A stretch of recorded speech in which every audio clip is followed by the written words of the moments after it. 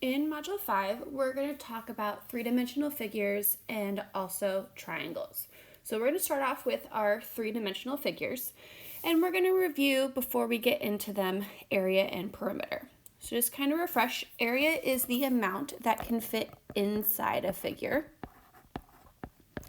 And different shapes have different formulas for calculating area, which we are going to go over here in a second. And then perimeter is the amount that can fit around a figure. And again, different shapes have different formulas for calculating perimeter. We also are going to talk about composite figures, which is combining two or more figures into one shape. So that means you could combine a triangle and a rectangle, maybe two rectangles, a rectangle and a square, just any combination of two or more figures into one shape. So let's go ahead and review some formulas for some very common figures we're going to be looking at. So the first is a rectangle, or just in general, any parallelogram. So the area is going to be length times width. So whatever your length is times your width, your perimeter is 2 times the length plus 2 times the width. Because in a rectangle or a parallelogram, your opposite sides are the same length. So you have 2 sides that are the length and 2 sides that are the width. In a square, the area is just the side squared, because a square has all 4 congruent sides. So if you kind of think of it in terms of a rectangle, the length and the width are the same, so it's just one side squared. The perimeter is then 4 times whatever that side length is, because again, all 4 sides are the same. So when you add 4 sides to the same together, it's just taking one side and multiplying by 4. Next, we're going to talk about a triangle. So the area of a triangle is 1/2 base times height. And when we talk about height here, we are talking about the perpendicular height. So that's the height going straight up and down inside the triangle. The perimeter, so a triangle doesn't really have a specific formula for perimeter. You just add all sides.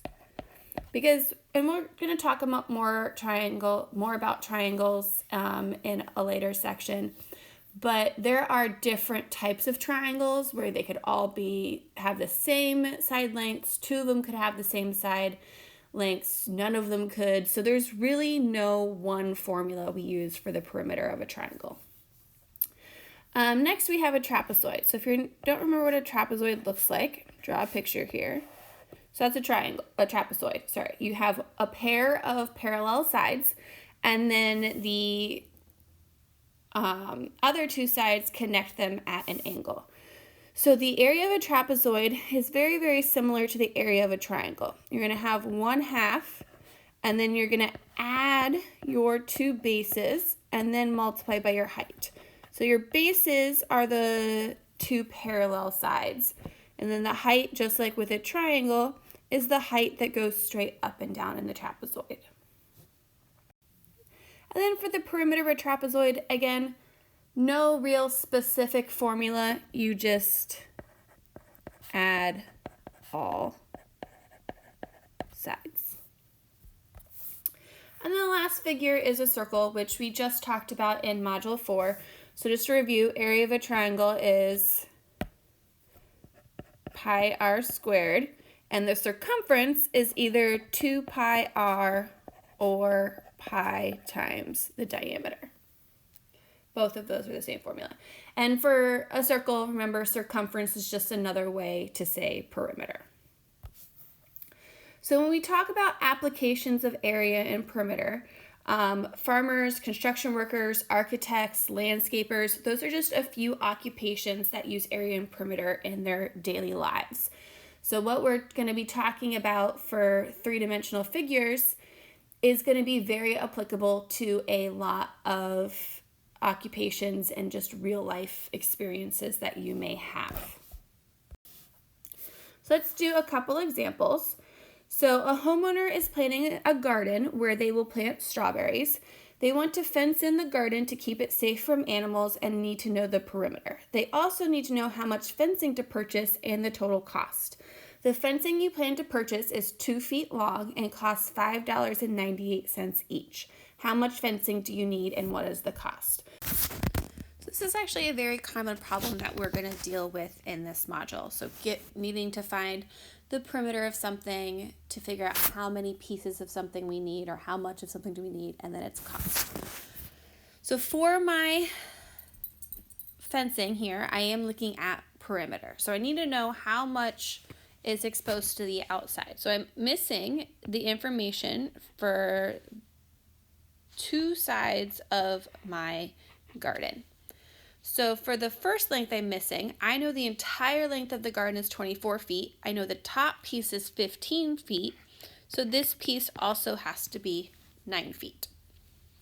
Similarly, I know the entire width is 18 feet. I know that the top rectangle has a width of 9 feet, which means the bottom one also has a width of 9 feet. So for our perimeter, we'll do 15 plus 9 plus 9 plus 9 plus 24 plus 18. So that pretty much becomes 15 plus 27 plus 24 plus 18. So it gives us a perimeter of 84 feet. So now I need to figure out how much fencing I need to purchase. So my fencing is 2 feet long. So I'm going to do 84 divided by 2, which is going to give me 42 pieces of fencing. Now, if I had gotten a decimal here, so if I'd actually had a perimeter of like 85 feet, let's say, then when I divide that by 2, I'm not going to get a whole number, but I can't buy a decimal of fence. So I can only purchase things in whole numbers. So when that happens, I'm not going to actually follow the rules of rounding, where it's 0.5 or higher, you're going to round up. And if it's below that, you're going to round down. What you need to do is always round up, because you need to make sure you have enough. So it is okay to have extra, but you want to make sure you have enough, never less than what you need. So for my cost, we're now going to take the amount of fence I need, 42, times the $5.98. Because it is money, we will always round 2 decimal places, and I'll put my dollar sign. So it's going to cost $251.16. In our last example, we have that a farmer is deciding how much corn to order for their field. Corn seed costs $40 to $70 per acre. Determine how many acres the farmer has and the cost of corn if they pay $40. What if they pay $70? So our field, we know its length and width in terms of yards.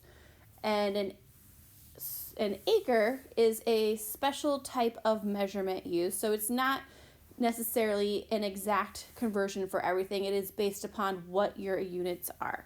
So I do give you that 1 acre is equal to 4,840 square yards. So to figure out how many acres I have, I need to figure out how many square yards I have. So I'm going to find the area of the field by doing 60 times 80, which is 4,800 square yards.